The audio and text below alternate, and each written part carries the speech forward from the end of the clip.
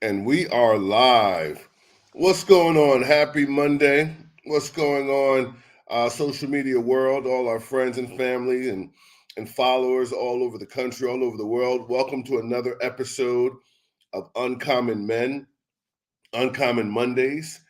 Hey, this is episode 11, so this is exciting. And on episode 11, right, almost representing one all over again, probably perfect timing to give a nice little recap of our first 10 episodes and how we're feeling about this podcast. I'll introduce my partner in just 1 second. But guys, you should know by now, what does it mean to be uncommon? We're so proud of this broadcast, this platform. It's really awesome. This whole idea of a movement for males 16 and above with the aspirations of success the way we've defined it, or even success on everybody's individual terms, right? But for males and for men, we're talking about health and wellness as a big part of our movement, fitness and health, right? Financial literacy, financial freedom, right? Can't miss out on personal growth and development, increasing our value for every man to look in the mirror and see the best version of himself, right? And this coalition, this brotherhood globally mended together through a system of accountability, holding each other accountable, right? And as Dan always says, there's nothing more fascinating than getting rich with your family, your friends, and the responsibility of giving back, right? Giving back.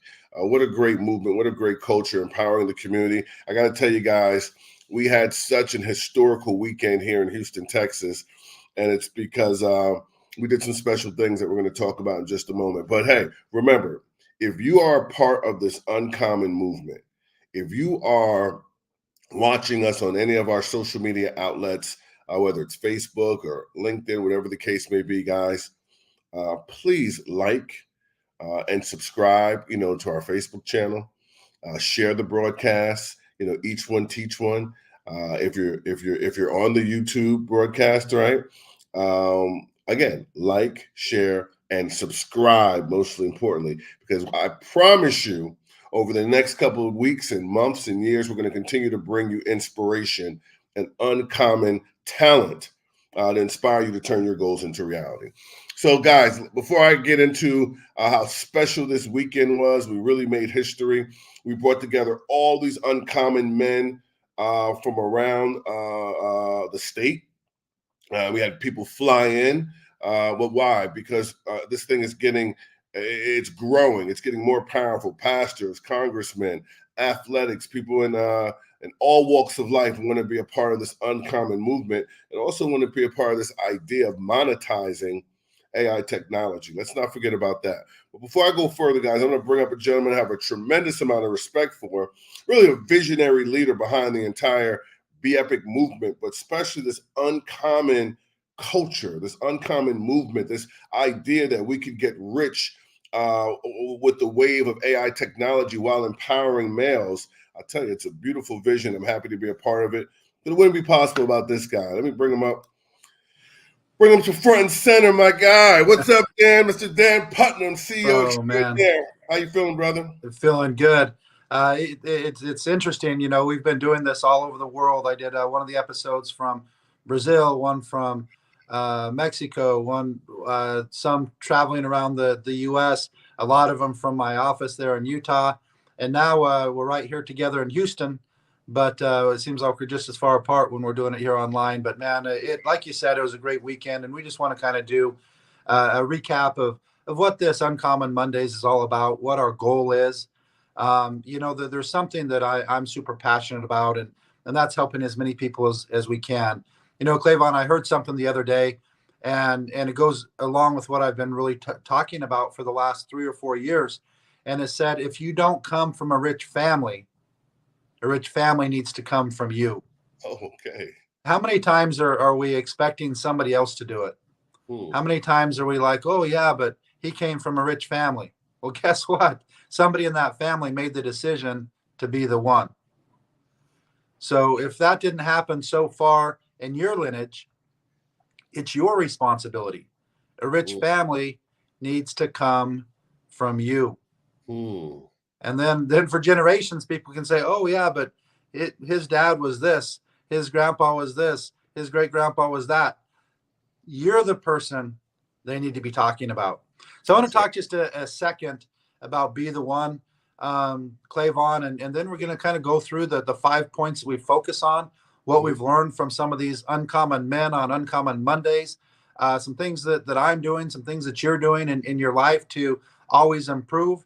I feel like if we're not always improving, we have a tendency to be moving backward, where you got to always be pushing forward. And so the concept of Be the One, if you really think about it, the only person's decision that it is, if you're going to be the one that steps away from the crowd and moves up into the top 1% in all aspects of your life, you're the only one that decides that. You're the only one that's in control of that. Now, again, every single human being that's on this earth has a mom and a dad, who has a mom and a dad, who has a mom and a dad. So you go with your parents, it's 2, grandparents is 4, great grandparents is 8. As that continues on, if you just think about it, even if you go back, Clavon, 200 or 300 years, we're talking about thousands to tens of thousands of people that had to come forth perfectly, everything work out perfectly, just for you to even have the opportunity to be here. All the struggles that they went through for hundreds of years, all the dreams that they had, and the dreams that were squashed, and that they're going to be the one, they're going to make things happen. Well, like I said, if you haven't come from a rich family, it hasn't happened yet. So a rich family needs to come from you, and you're the only one that makes that decision. But you can't just snap your fingers and all of a sudden everything goes your way. Opportunity has to be present. You have to be able to have opportunity that has the ability to pay you the type of income, to give you the control of your time, to do the things that allow you to be the one. And the real purpose of this uncommon movement, of these Uncommon Mondays in this podcast, is so when you find that opportunity, whatever it is, or even if you go and create the opportunity, we want to leave as many success clues as we possibly can, so that you can understand success can be duplicated. The things that every single person that we've had on over these last 10 weeks, they're very similar. They're doing the same things. And those are what we're going to talk about here, just to kind of leave some more clues. But the big point of today's podcast, again, we're almost 3 months into this, and we're going to be saying the same thing 3 years from now.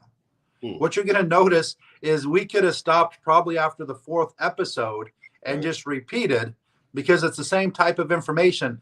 But some people may not see that click with 1 or 2 or 3 or 10 or 20 or 100 or even 500 episodes. So we're just going to keep going on, keep spreading the word, keep leaving the clues with that one purpose. When you find that opportunity that excites you, that gets that fire burning, that gets you dreaming again, we want to leave the clues so that you can take advantage of whatever the opportunity is. Or if you come up with your own idea, we want to show you what it takes to become successful. So that's why I'm excited, Clavon. We're going to just kind of jump right into it. If there's anything else that you want to add before we kind of get started on these 5 key points, these 5 key elements of Uncommon Mondays.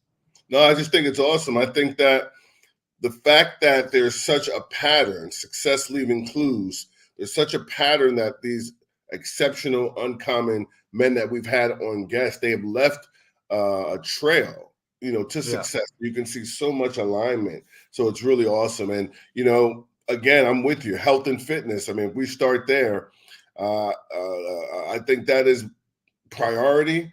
I think it's very important that we put our health and our fitness first.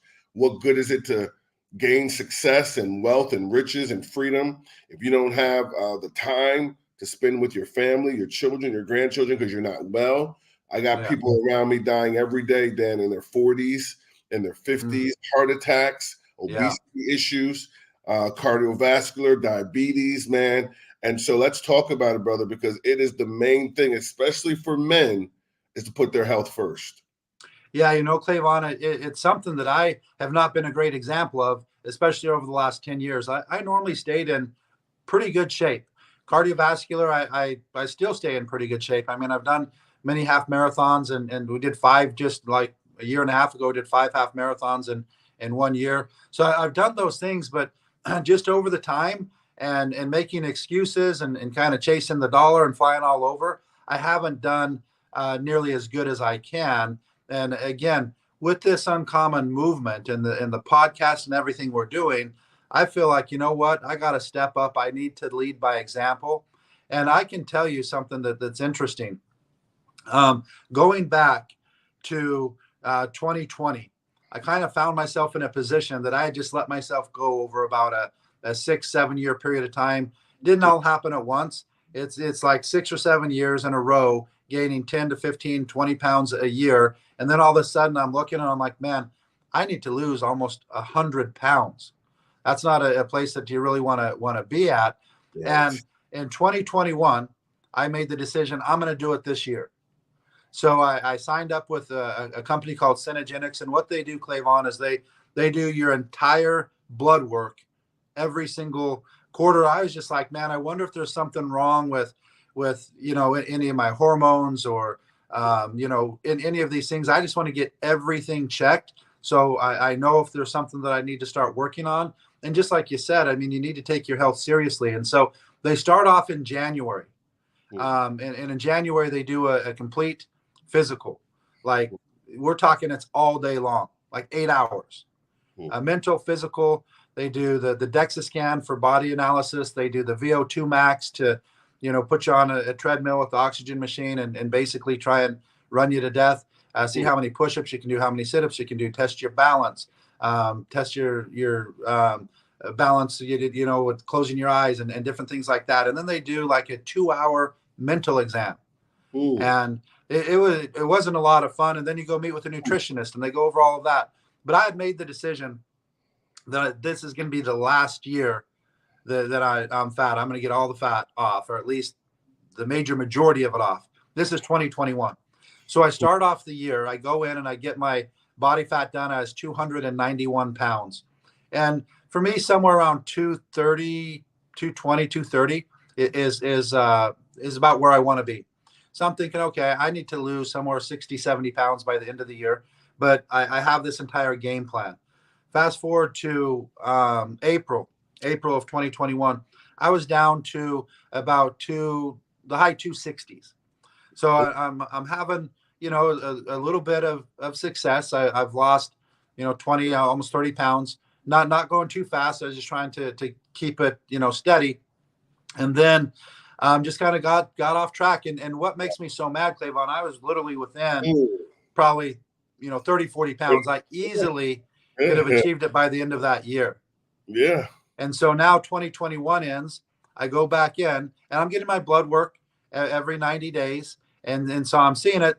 Thank goodness all my blood work was good. No medications, no prescriptions. And I credit that a lot to, supplements that I've been pretty diligent at taking, because, if you're close to 100 pounds overweight, but your blood pressure is good, your A1Cs are good, you're not pre-diabetic or any of those things, either maybe I was blessed with good genetics in that form, or, there's something to be said for supplementation. But we come fast forward to 2022, and I go in, I'm January 287. So through April till the end of the year, instead of losing any weight, I basically gained all of the weight back. Yeah. But I kind of stopped that cycle of gaining 10 or 15 pounds. I was actually down 4 pounds for the year, but 4 pounds for the year, right, when you're actually trying, that's pretty pathetic. And when I feel that my mindset, I know better, you know what I mean?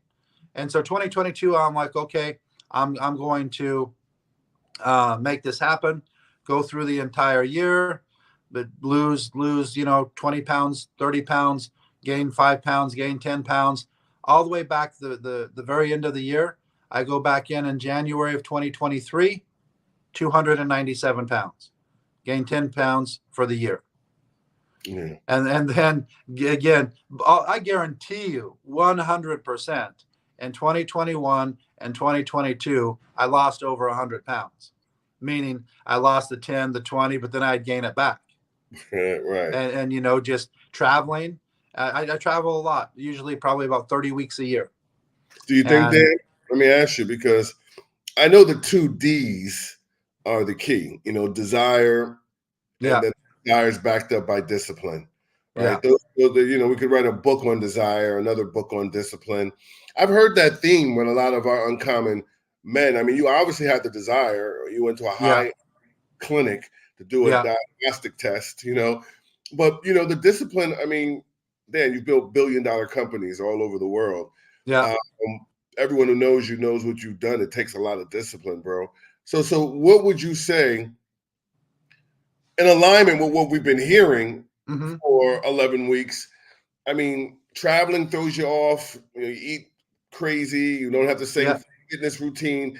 Is it that, or is it something else that we're all kind of suffering with when it comes to that discipline? What do you think that missing link is? You know what?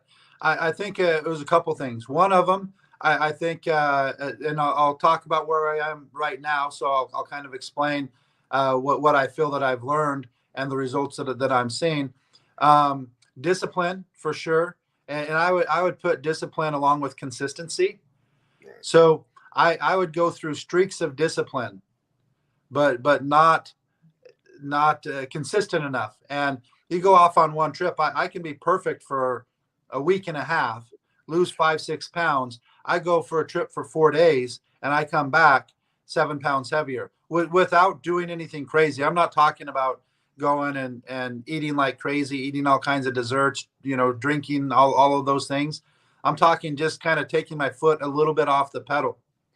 So for me, what I can tell you is just my case in particular, I have to be more disciplined and more consistent to get the weight off than I do to build a business. I think a business is a little bit more forgiving Mm, than my body, but I think I've learned some things that's a little bit different, and I'll talk about that. So I'll fast forward through 2023. At the end of the day, people have been seeing the last 3 months. I'm not in my prime physical condition, so 2023 was a failure in that aspect also. And for me that was extremely frustrating because I pride myself in discipline, consistency, perseverance, and I know better. And I came up with a game plan right around Thanksgiving of what I was going to do because what I had never really done. So Thanksgiving 2023, a couple months ago, right about when we started the podcast. What mhm, I'd really never done is I really never focused exactly on my macros, like getting in the correct amounts of protein, watching the carbs, really focusing on the sugar or sodas and those types of things. What am I taking in? And so mhm, I started focusing on that through Thanksgiving, a little bit before Thanksgiving. I lost about 15 pounds, and then just traveling in December, going to Brazil, going to Mexico, having Christmas. I pretty much put the 15 pounds back on, even though I was trying. And here's what I noticed. I saw right literally at the very end of the year. I was just scrolling through and on Instagram or TikTok, and I saw somebody pop up, and he's talking about fasting. And I've been trying intermittent fasting and stuff like that. And he started talking about longer terms of fasting, 72 hours, 7 days, 3 days, 48 hours. And he started talking about it every single week. And he mm, said, if your body is insulin resistant, then intermittent fasting is not going to do anything for you. And here's what I've learned just in nutrition and working with some of the formulators of products and stuff like that. If insulin's present in your body, if you look at your fat cells, and if you just imagine that they have a lock on them, so it can either be unlocked or locked. If insulin's present, your body's going to lock down the fat cells so that it's not accepting energy from your fat because it's assuming that you just ate, meaning there shouldn't be a spike in insulin if you didn't just eat. So your body, logically, you just ate, it's going mm. to lock down the fat so that you can get the energy from the food that you just ate.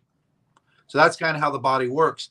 But by having years or even decades, in my case, of not following a super healthy diet, without question, I've created what I feel is the number one problem in the world with health: insulin resistance. Mm, So what that does is it puts my body in a situation that my body's working 100% against me. So now I can't be fairly consistent. Because if you looked from 2021, 2021, 2022, 2023, I bet you I was in the gym at least 70% of the days, maybe 80% of the days. Wow. And I bet you most people that are, 100 pounds overweight are in the gym maybe 0 days a year. I was in the gym hundreds of days, even traveling every year, every one of those years. And I was watching what I ate every one of those years. Maybe not perfectly, but I was watching it. So I made the decision. I had some meetings in Mexico. So I didn't get back from Mexico till January 4th. So again, we're talking about 3 weeks. And I made the decision, I'm going to go on a fast. And they talked about dry fasting. So dry fast, Clavon, is nothing. No water, no, you put nothing in your mouth, period. You just, nothing, no food, no water, right, for 48 to 72 hours. I decided to do it for 72 hours. And it was not easy. So I'm not going to say that it was easy at all. But here's what I learned. I learned that I have a very unhealthy relationship with food.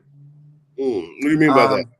Because I didn't get like crazy hungry.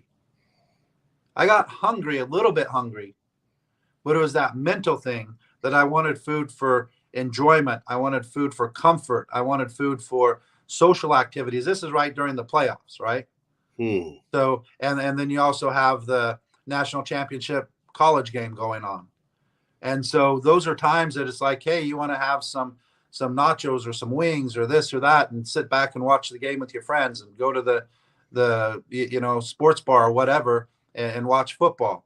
How do they tie in, man? I don't want you to lose your thought, but how do they tie in the insulin science that you just broke down with what we actually call emotional eating, the emotional chemical roller coaster? You know what? I don't know if the insulin is tied to the emotional eating or not. But here's what I realized. I started self-checking and going all the way back. I've never viewed a food for nourishment. Right. Never. I viewed food for enjoyment. I get super stressed out with something that would happen. I'd want to go eat something good. Something great would happen. I'd want to go celebrate, eat something good. When anybody would say, "What do you want for lunch?" We'd always say, or something like, "I'm not sure. What sounds good to you?" Nothing like, "What does our body need? What type of nourishment do we need right now?" It was always like, "What sounds good? What would be good?" Do you know what I mean? Right. So I started thinking about that, and I'm like, man. So from that 72-hour dry fast, I learned that I need to switch up what I do to handle stress, what I do to celebrate, what I do for social activities, and not have everything built around food if I'm ever going to change this. And the program I decided to follow is I'm always a competitive guy, and a couple of people in the office, and because with the Uncommon movement, we literally have what is uncommon for health and fitness, and then we even take it a step further for uncommon amongst the uncommon. So uncommon, what we defined, and this does literally put you like into the top 1 or 2% of all men in the world, less than 20% body fat. So again, and we're not only talking about body fat because the other health factors, but thank goodness my other health factors were all pretty good. And I still have my blood work done. We're talking complete panels every 90 days, just so I can stay on top of it. If something goes haywire in my system, I don't want to find out when it's too late. Right. I want to live as long of a life as I possibly can. And so, I'm checking these things. So thank goodness my blood work, as far as the blood pressure, the cholesterol, the blood sugar, the A1C, all of those things had been pretty good. But I want to get the excess fat off of my body and at least get down to 20%. And so the 4th of July, obviously here in the United States, people may hear this all over, is a big holiday. And so I looked, that's on a Thursday this year. And so I didn't have quite 6 months because we came back on the 4th of January. But we started saying, okay, I actually bought just for this, Clavon. I mean, I get this in my mindset, and it was an expensive machine, well over $10,000, a machine to do your body composition. So I bought it, have it at the office, so that everybody who's in the competition goes every single Wednesday. We do our body composition, and then I'm posting this journey on TikTok. So this coming Wednesday will be the third week, and so the reason we did Wednesday, 4th of July, is on a Thursday, but it's by the 4th of July, so basically meaning before. So the last body composition analysis check will be the 3rd of July on Wednesday, and seeing if I can get down to that 20% body fat. And what I did with JC, who we had on one of our previous episodes, if anybody remembers that, is for every 1% that I'm over the 20%, I'm giving him $250. But he has to donate it to some charity or do something good with it. He can't just go buy something with it. And so I started off at 37.2%. So if you times that times basically 17 times 250, that's what I'm starting with. If I maintain, if I gain, then I'm losing more than that. But the goal is to drop 17% body fat in that period of time. So what I've been focusing on is every week, I'll start with every day. The concept that this gentleman named Kyle Newell came up with, call him the Panda Man. If you want to find out more about it, just look at Panda Man on YouTube, on TikTok, on Instagram. Kyle Newell will pop up, and maybe we can get him on a podcast later to talk about the theories a little bit more. Mm-hmm. But he talks about fast, beast, feast. Fast is the long terms of fasting. Mm-hmm. Beast is the workout in the gym and how you should work out in the gym. Mm. And then feast is literally, like he says, feast, 1 meal a day, but you can eat a good amount. We're not talking about depriving calories. Mm. So the concept isn't cutting any calories for the week. Mm. The concept is 100% focused on controlling your insulin. So here's how it goes for me, Clavon. I started that off with a 72-hour dry fast, nothing at all for 72 hours. Right. Then I went straight to 1 meal a day. And typically I eat that meal somewhere between 2 and 3 p.m.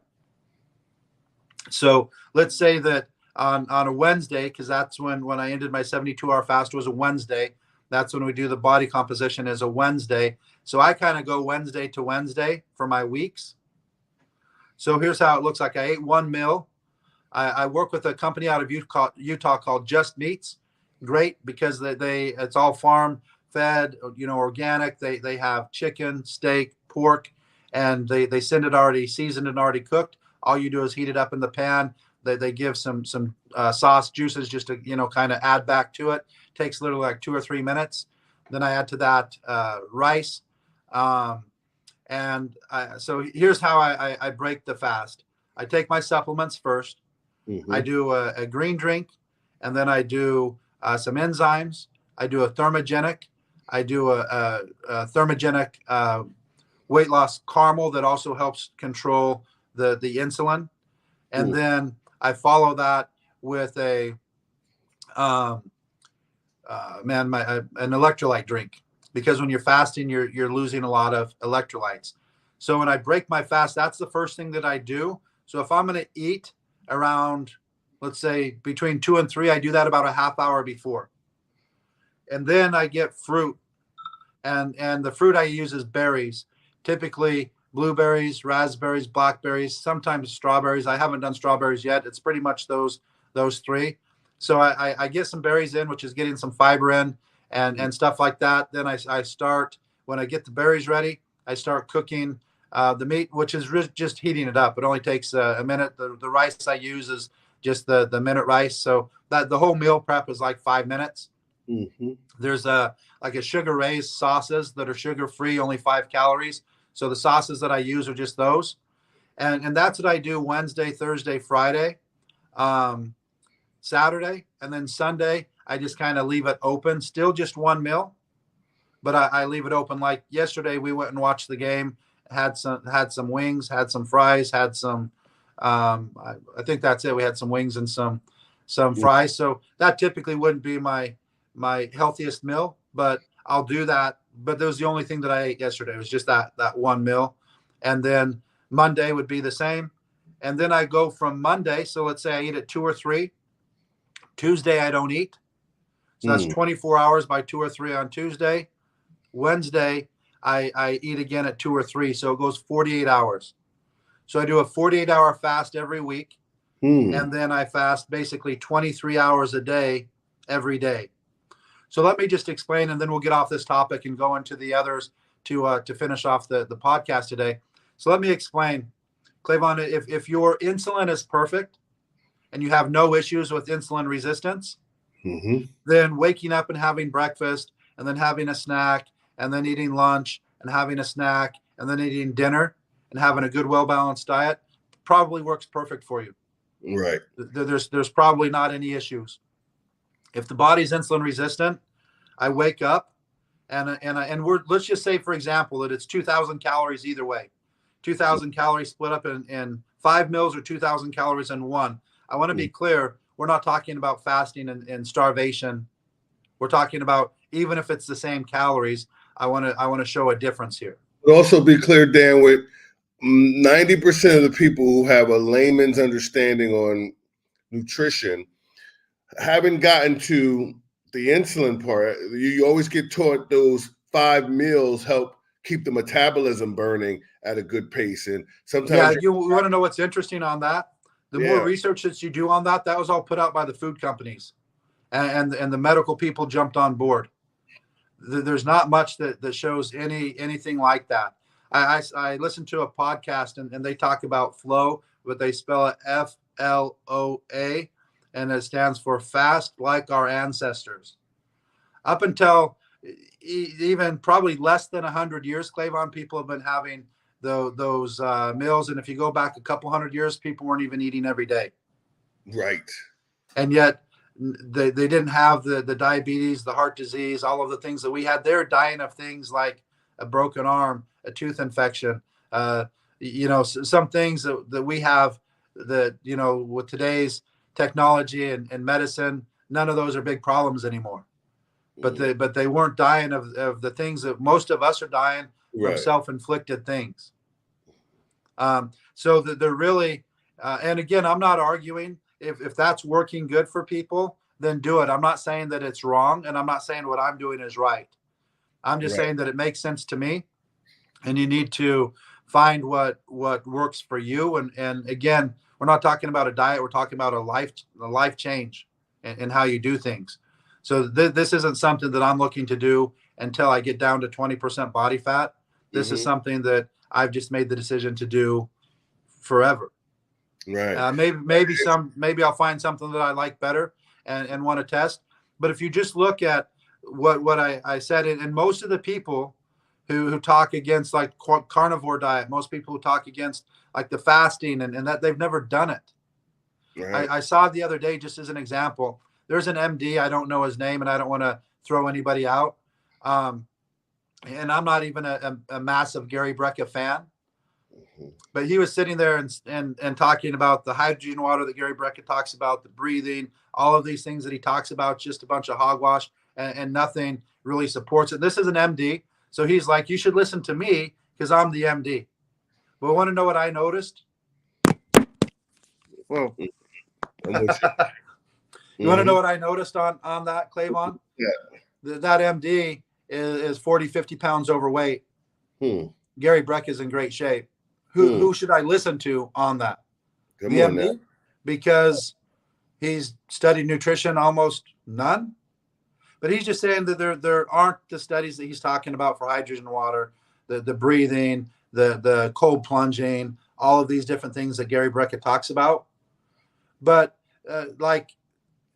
I don't guarantee. I believe that this MD's never even tried those things that Gary Brecka is talking about. And if you look at the shape Gary Brecka is in and you look at the shape the MD's in, I'm like, okay, I'm going to listen to Gary. And if you look at what Gary's done for hundreds of people, famous people, you have like, Dana White completely changed his entire life working with Gary Brecka. You have the singer Jelly Roll. If anybody's paying attention to him, Gary says he's going to get 250 pounds off of him this year.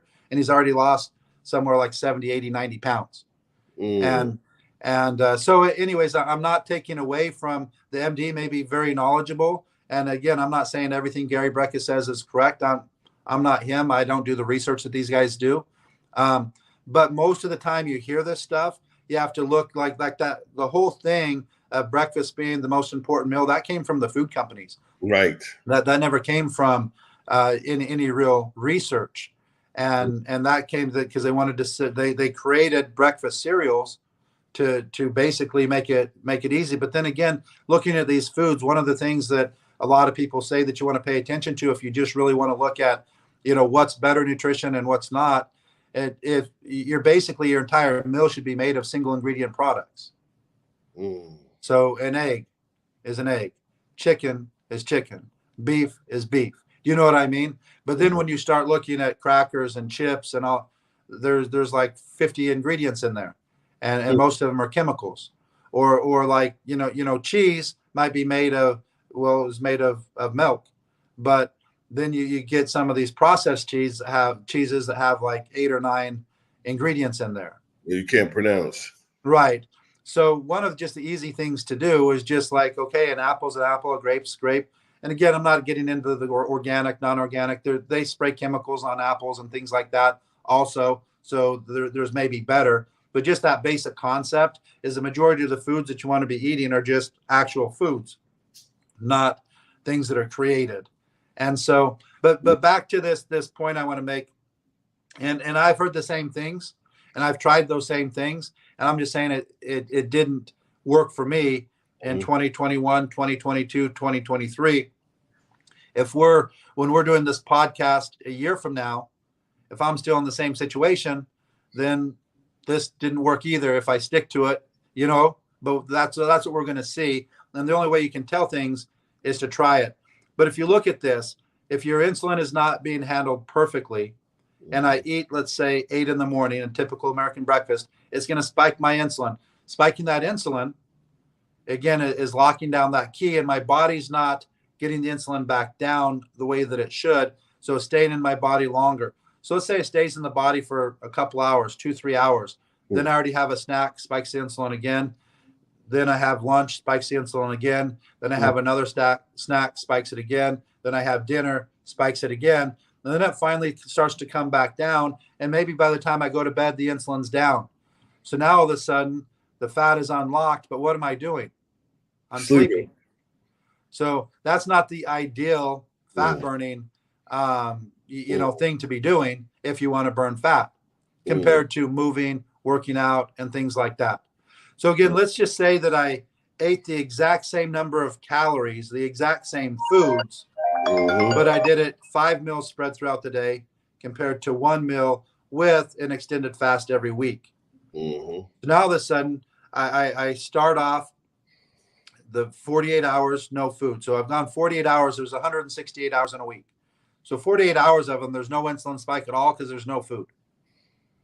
And then I eat my meal. Now, let's say that I still have that same insulin spike and my body's not great at handling insulin yet. So let's say it's still spiked for 2-3 hours after I eat.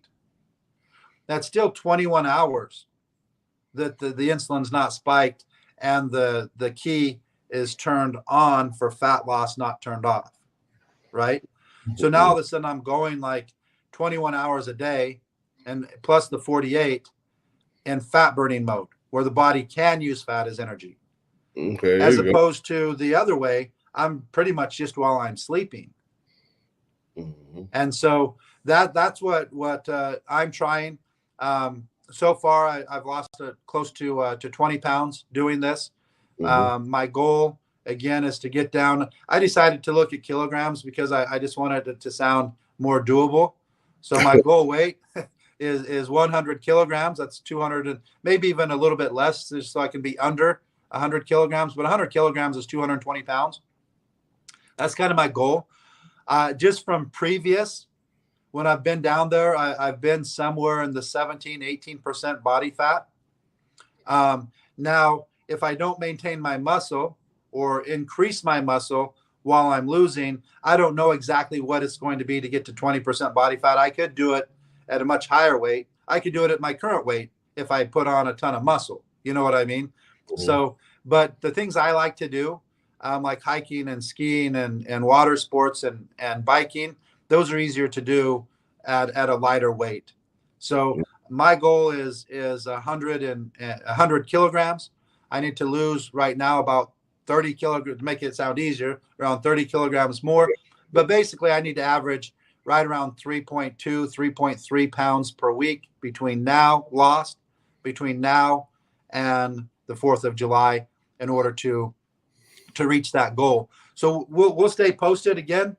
Everybody's going to see me every week on the podcast, but we'll stay posted on that. If people want to find out, more in detail, everything that I've just talked about here, I have on TikTok with the examples of meals, the weigh-ins, all of those different types of things, the whole concept of the fasting, what I learned from a 72-hour dry fast, all that stuff I have on. But here's the thing that I can say.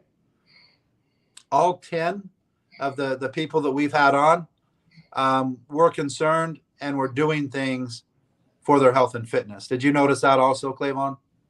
As a top priority. And with that, this could be episode 11, the health and fitness episode. I'm just saying based on the appointments that you got lined up and the time, because we've already went 40 minutes. Yeah. So let's just go over a couple other things, but we'll go through it a little quicker.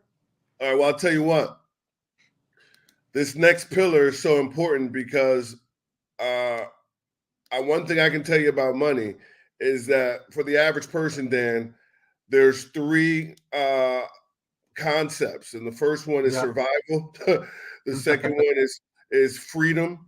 And then the third one gets into more of a spiritual concept of leaving back an inheritance, right? Yeah. And so I know survival, right?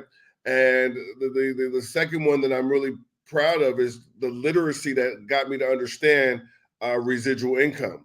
Yeah. And I think the residual income, and I really want you to talk about this, it leads into the inheritance. Well, Clavon, explain really quick, instead of saying residual income, there may be some viewers that don't really understand what residual income is compared to what we call residual and linear. Linear income is when you're trading your time for money. Doesn't matter if you're an attorney. What do? They charge by the hour. Doesn't even matter if you're on a salary. Your salary is dependent on so many hours. A surgeon is again, paid when they're doing surgery. A dentist is paid when they're doing dentistry. And when they're home sleeping, that pay stops. So that's linear income. Explain a little bit about what residual income is. Well, I believe it, and I think you and I both agree that residual income is really, the key to freedom, because what it is that you do a body of work, and whatever that work is that you've done, it allots you an income that's coming in steadily, and you're not trading time for money. Right. I think the bottom line is residual income is the gift of leverage. So this could be rentals. It could be real, right. So I go get rentals. They pay me every single month off of those rentals. That's residual income. This could be investment. I invest in stocks. I invest in Forex. I invest in whatever. And now my money's making money every single month. That's residual income. This could be like actors and singers get residual royalties off of movie sales as they sell. So I go and record an album. I could be getting paid on that for decades. I do a movie. I could be getting paid royalties for decades. Or there's other products and services, memberships. I could be selling memberships, and as they reorder those memberships every single month, I'm getting paid for the memberships I sold in January and February, March, next January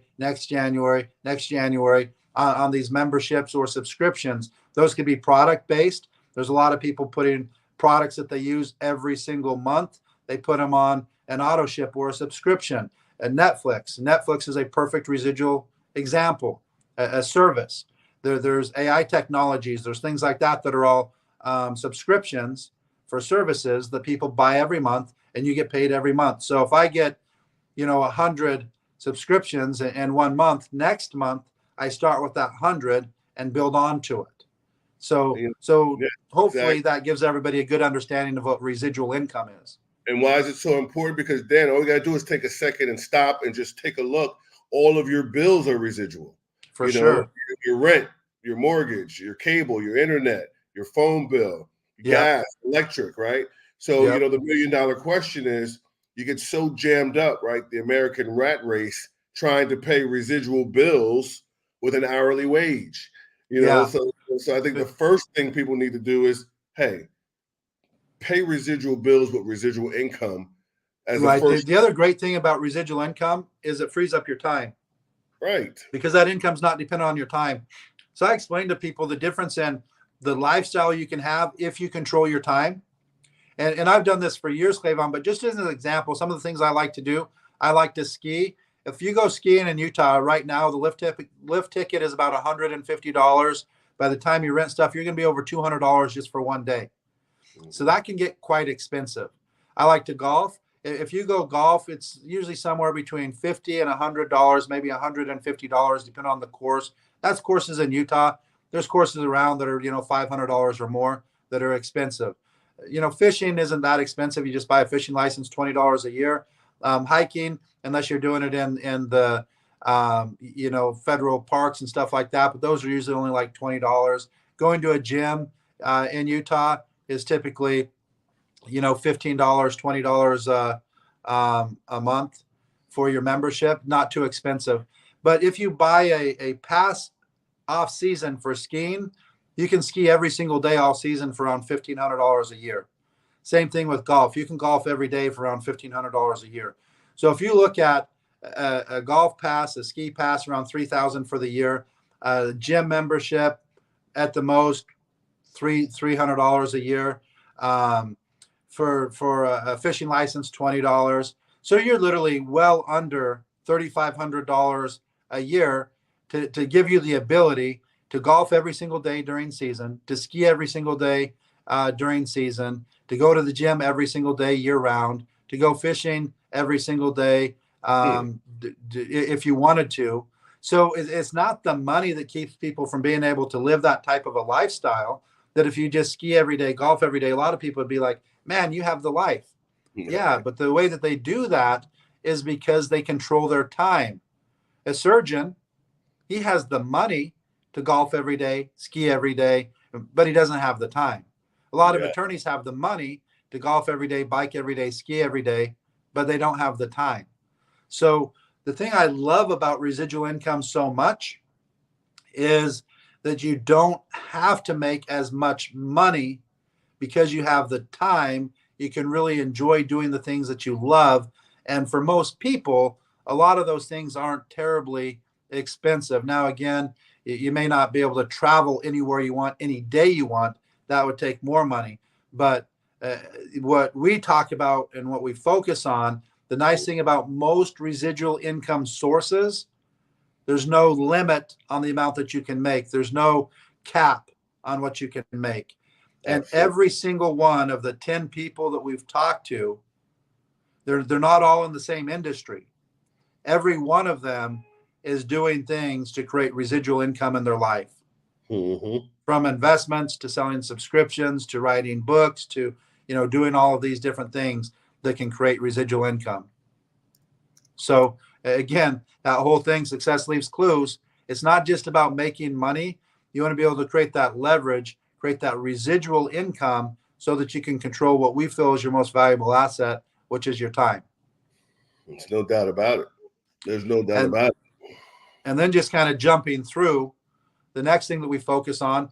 So our two main focuses with the uncommon men movement or uncommon movement is health and finances.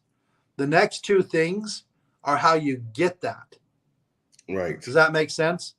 So Right. how do you take control of your health and fitness? You have to have knowledge. You have to have those types of things. How do you take control of your finances? We do it. Here's the next part: personal development. What personal development basically is going to include mentors, books Yes. that you read, systems, all of those types of things are what we consider personal development. 100% of the 10 people that we've interviewed on this are big into personal development, and 100% had mentors, Do you do had you a, agree? had a Do you roadmap to follow. do you agree, Dan, over your career? If you just look at the last 20 years, the more I like the word value, Yeah. more valuable you became as an individual, personal growth and development, the more income you earned, as if the income was directly tied to your growth and development. Would you agree to that in any way, shape, or form? Yeah, I would a lot, but what worked the best for me was some mentors of seeing what's possible. Mm-hmm. Some of the stuff that I did, I actually kind of figured out on my own through trial and error. Mm-hmm. But for me, that's empowered me to make so much more money because I've been able to show others how to do the same thing, and they could just skip past the trial and error part and just focused on what worked. So the businesses that I've made the most money, and I have several. I have restaurants. I have a bunch of real estate stuff, Airbnbs, commercial real estate, apartments. So I'm not just one stop. But the thing that I've made the most money in has been in the subscription type business, the distribution business, whether it's been product based or service based, both of them. I've made a tremendous amount of money. And what I found with those, it was the whole secret was really an exposure, getting the most people possible exposed to the product or the service gave me the best chance of winning. So what I learned through my mentors, through the personal development is what if I find something that works and I teach that to get as many exposures as possible. But my biggest key for personal development in my own life that has led to success is taking what I've learned and putting it into action. Absolutely. And let me give you an example of that, Clavon. The only job that I've had as an adult that wasn't for my parents, for a couple of years, I got out of the industry of building distribution networks and got into insurance. Okay. I didn't know anything about insurance. I asked my brother what he would recommend for success if I was going to sell. He said, read a book called The Art of Better Selling by Tom Hopkins. So I read the book, The Art of Better Selling by Tom Hopkins. And he talked about just doing some things to separate yourself from everybody else. Even just like anytime you give a card, get it out and handwrite on it, like, you know, it was great meeting you. Thank you. Something like that. And so anytime I'd go give somebody my card, I just put a little note on there and I'd hand them my card. In the health insurance and the life insurance space, in order to get their final rates, they have to fill out applications. Part of that application was they needed to put their birth date. We need to know their age. So I made note of all the birthdays, and then I sent them all, even their kids, like the people in charge. I didn't do this for every single employee, but if somebody was looking at life insurance, I focused mostly on health, but we did some life also. I just didn't go try and sell it. If somebody asked, then we'd give them some information on life insurance. So if anybody asked on life insurance, when I got the quote and got their information, I'd write down their birthday. And I should have been a member of a company like Send Out Cards. I wasn't. I had a secretary that did it. But I would send a birthday card to the decision makers, everybody in their family. So the person himself, his wife, and his kids, because they had to put the birthdays for all of them for the health insurance forms. And then the other thing that I would do is every single appointment that I made, I'd send them a thank you note, thanking them for their time, letting them know if anything ever changes to give me a call back. And then I'd include my card. And then again, on my card, I'd write, a little note on there. So those are things that I took from The Art of Better Selling. All that information was already in that book. And I feel like it made a massive difference in the business. And it allowed me, with no experience, everybody else that was working for that company at that time had been there at least 13 years. So in my office, I sold the most groups that had ever been sold in the history of that company. My very first year, I sold the most group contracts that had never been sold in the history of that company. my very first year. And I guarantee you, I wasn't as knowledgeable and I wasn't as good as the other people in the office. Mm. Another book that I read, The Slight Edge by Jeff Olson, one of the best people in the world at building those distribution networks, and now CEO of massive companies. And that Slight Edge is just making the little changes that multiplied on make all the difference in the world. So the thing that I learned from personal development is you can read all of these books. They're not going to do anything except for maybe increase your knowledge in your mind. You have to take the steps and you have to implement what they're saying, or they do you no good. And so I think that the mentorship for me personally has been more powerful than just like reading books, listening to audios, and doing things, because what the mentorships do, the proper mentor is the next thing that we think is key for you to have success in your health and fitness, and also have success in financial freedom, residual income, and that's accountability. So the author of these great books, the seminar speakers that we listen to, they probably do not even know that we exist. Right. They're not going to hold us accountable to actually putting into play what you learned from reading a great book like Atomic Habits. But your mentor should keep you accountable. Yeah. Does that make sense? So I think that the difference between just getting the information through personal development and really implementing it is this fourth key, which I think is maybe the most important, and that's accountability. Yeah. You see it in every organization. If there's one gap, I mean, anything that you gauge can grow. Yeah. And I think that helps when someone's discipline can slip, or their consistency or focus can slip. They may have the desire, but that accountability from someone you respect, that you've allowed to be your mentor, that's definitely the X factor, Dan. It's been that for me as well. I'm definitely a product of mentorship and accountability. Yeah. And the same thing, every single person we talked about had the mentors, had read some books, but they didn't just read the book. They implemented the principles of that book. Most important. Success is an active process. Right. You don't become successful from learning. You can be successful from acting upon what you learned. Mm-hmm. And that accountability is just kind of what helps keep us on track. And then the last thing, just to end this kind of update podcast, information, is giving back. And every single person that we've talked to, feels something about giving back. And what I found in the search for success, Clavon, I found that it's not money. It's not just time. The things that I get the most excited about is when you're helping other people and seeing their lives change. Yeah. And more people that I talk to, they're the same. There's so many of my friends are more excited to give a gift than to receive a gift, because of the feeling they get when the person opens that gift and they're so excited. Like, again, I remember when my kids were young and so excited about Christmas. I remember when I was young and so excited about Christmas.